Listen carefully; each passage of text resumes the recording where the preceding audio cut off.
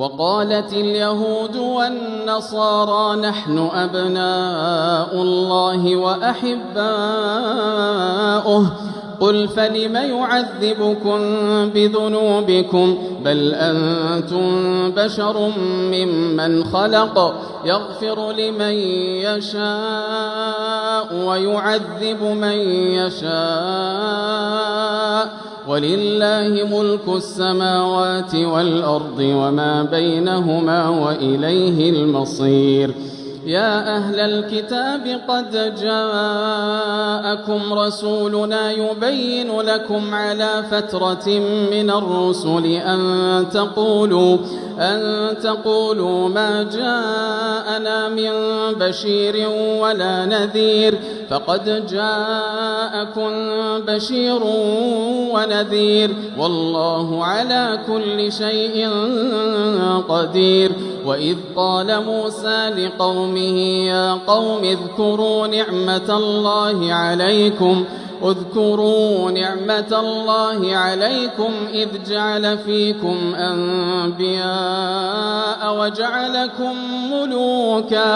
وجعلكم ملوكا وآتاكم ما لم يؤت أحدا من العالمين. يا قوم ادخلوا الأرض المقدسة التي كتب الله لكم ولا ترتدوا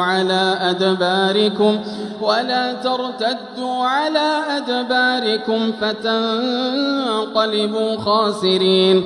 قالوا يا موسى إن فيها قوما جبارين وإنا لن ندخلها حتى يخرجوا منها فإن يخرجوا منها فإنا داخلون. قال رجلان من الذين يخافون أنعم الله عليهم ادخلوا عليهم الباب فإذا دخلتموه فإنكم غالبون وعلى الله فتوكلوا إن كنتم مؤمنين. قالوا يا موسى إنا لن ندخلها أبدا ما داموا فيها فاذهب أنت وربك فقاتلا إنا هاهنا قاعدون. قال رب إني لا أملك إلا نفسي وأخي فافرق بيننا وبين القوم الفاسقين. قال فإنها محرمة عليهم 40 سنة يتيهون في الأرض فلا تأس على القوم الفاسقين. واتل عليهم نبأ ابني آدم بالحق إذ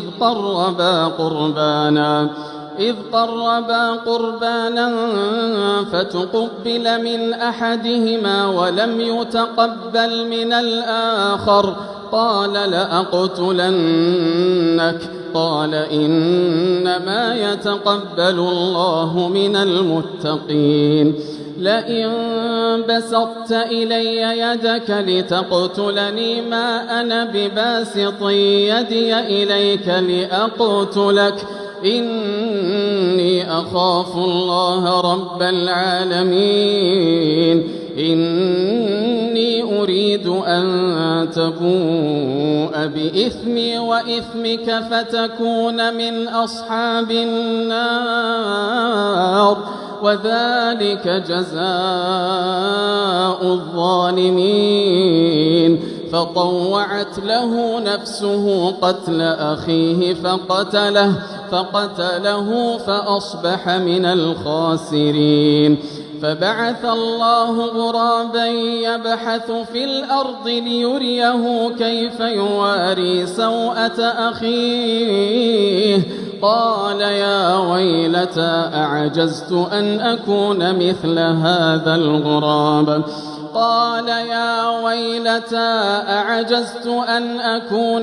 هذا الغراب فأواري سوءة أخي فأصبح من النادمين. من أجل ذلك كتبنا على بني إسرائيل أنه من قتل نفسا بغير نفس أو فساد في الأرض فكأنما قتل الناس جميعا، ومن أحياها فكأنما أحيا الناس جميعا. ولقد جاءتهم رسلنا بالبينات ثم إن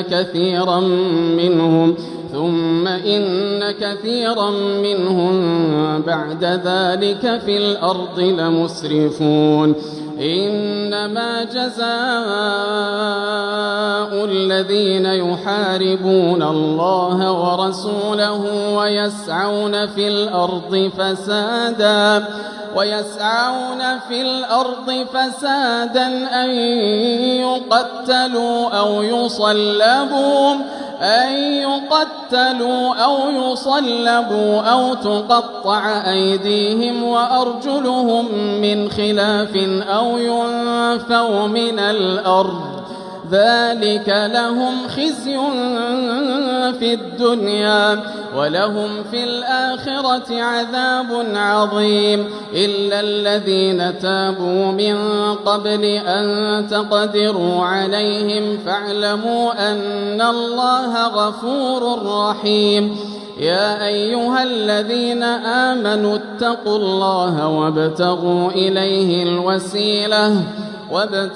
إليه الوسيلة وجاهدوا في سبيله لعلكم تفلحون.